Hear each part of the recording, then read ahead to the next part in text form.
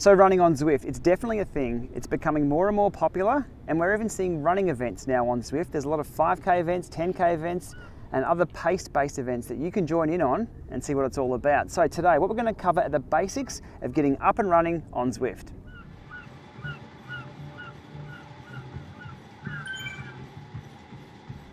First of all, the hardware that you'll need is a treadmill. Any treadmill will do, and this is the beauty of it as well because it makes testing things out so super simple. You can go to any fitness gym or any hotel and try before you buy, or just try there and use Zwift Mobile to get yourself going in those environments. Next up is the foot pods, the most common way to track your pace and distance indoors. I have today with me a Stride, a Milestone, and I've got the Polar Run or Polar Stride on my foot that I've been testing out today.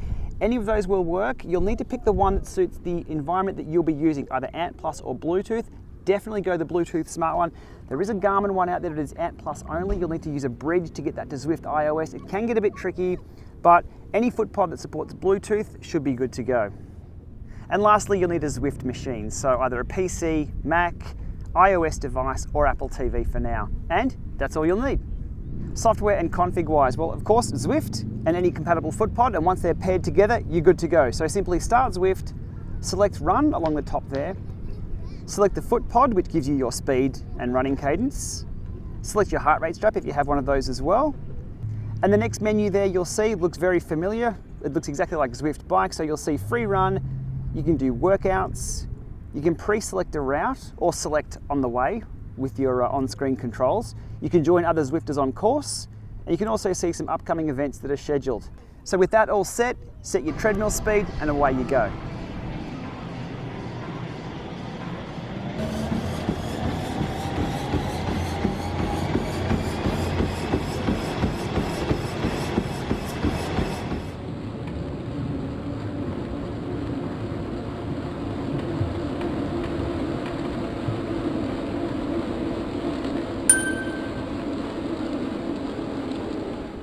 A few steps back now to the pairing screen, we saw a little wrench icon there which you can actually calibrate your foot pods to the correct speed. So what you do there is you set the known speed there in the calibration menu, set your treadmill speed to that same speed, run for 60 seconds, and once that completes, your foot pod should be calibrated for that speed and hopefully speeds above and below that as well. Your mileage should not then vary, but it may.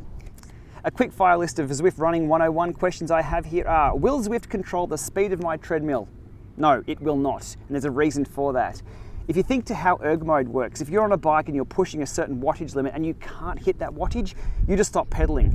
You're on the safety of your saddle, you're going nowhere, you're not going to fall off. Now think about that on the treadmill side of things. If it's setting a certain speed or changes speed to something that you can't reach, you've got the three axes of movement. You've got up, down, left, right, forward, back, and you've got off the back. That's what will engage if you can't match the pace, so it gets quite dangerous. So Zwift won't control the speed of your treadmill, you will with however your treadmill works. So that's how it'll stay there for now. We'll see what they do in the future, but I guess for a safety thing, it makes complete sense for the user to control the speed manually. In workout mode, it'll tell you what speed to set your treadmill at, and you'll manually do that up and down for your intervals. Next question, my indoor Zwift pace is incorrect. Well, look, you're going nowhere anyway. It's all virtual speed, but still you have some leg speed you'd want to be correct. My suggestion there would be to calibrate your foot pod with the little wrench icon at the speed you typically run at and go from there. See how your mileage goes now.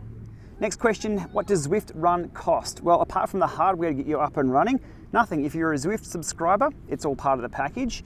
And there's a trial mode as well, so you can jump on and run and see if it's for you before you become a subscriber.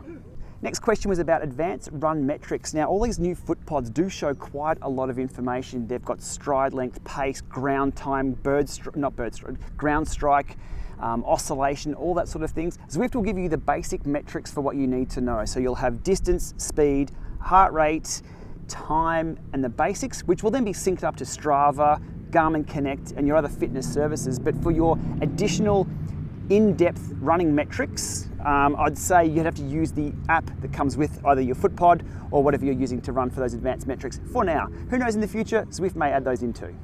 And lastly, there's some in-game goal setting as well for every run that you do. So you can set distance-based, time-based, or energy-based as well, just to keep things ticking over and give you a goal to get to the end of that run.